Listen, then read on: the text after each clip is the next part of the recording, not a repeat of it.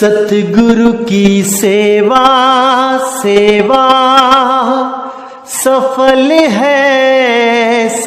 है जे को करे चित लाई। सतगुरु की सेवा सेवा सफल है जे को करे चित लाई। सतगुरु की सेवा सेवा सफल है जे को करे चित लाई। नाम पदारथ पाइए,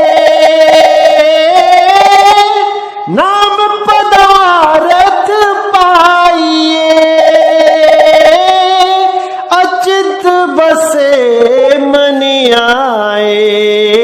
सतगुरु की सेवा सेवा सफल है जे को करे चित लाई।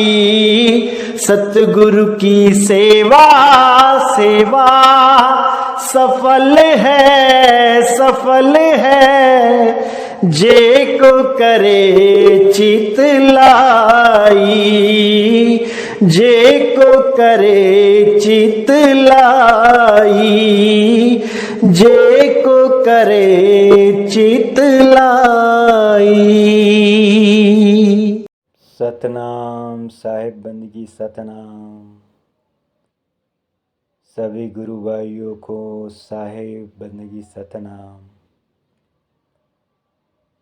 सतगुरु श्री नितिन साहिब के चरणों में अनंतो बंदगी साहिब बंदगी सतनाम। कबीर साहिब की साखी। गुरु को मानुष जानते वो नर कहिए अंध, होय दुखी संसार में पड़े काल के फंद। इस साखी में कबीर साहिब कहते हैं कि जो गुरु को मनुष्य जानता है वो अंध है, मतलब अज्ञानी है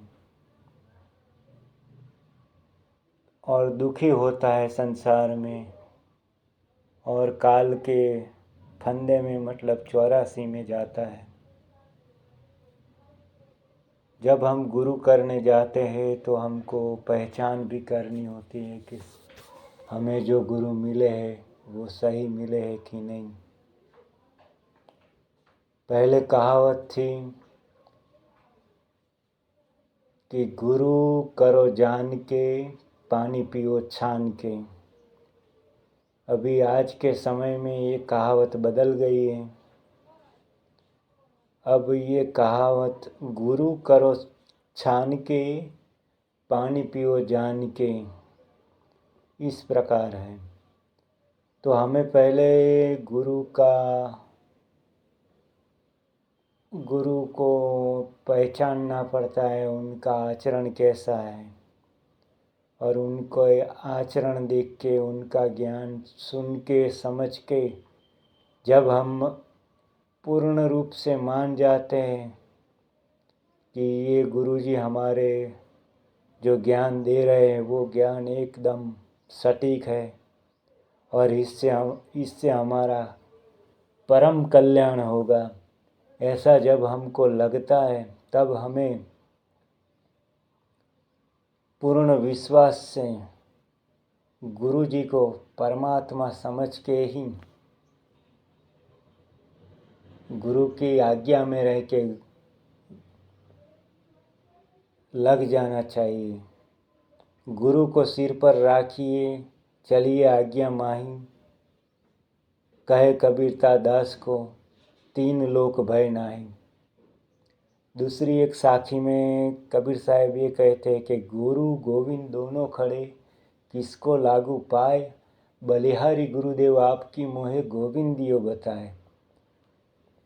तो गुरु ही हमको वो परमात्मा से मिला सकते हैं, परमात्मा का साक्षात्कार करा सकते हैं, अनुभव करा सकते हैं, मिलाप करा सकते हैं। इसलिए हमें सोच समझ के और पक्के होकर फिर गुरु जी के चरण शरण में रहना चाहिए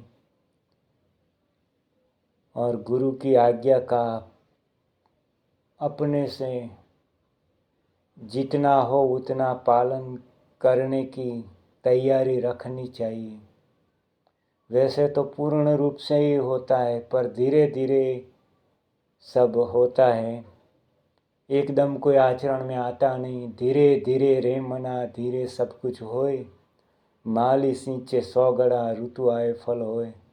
तो जब हम गुरु जी के आज्ञा के अनुसार चलने लगते हैं तो काम क्रोध लोभ मोह अहंकार शब्द स्पर्श रूप रस गंध मन माया से ऊपर उठ जाते हैं।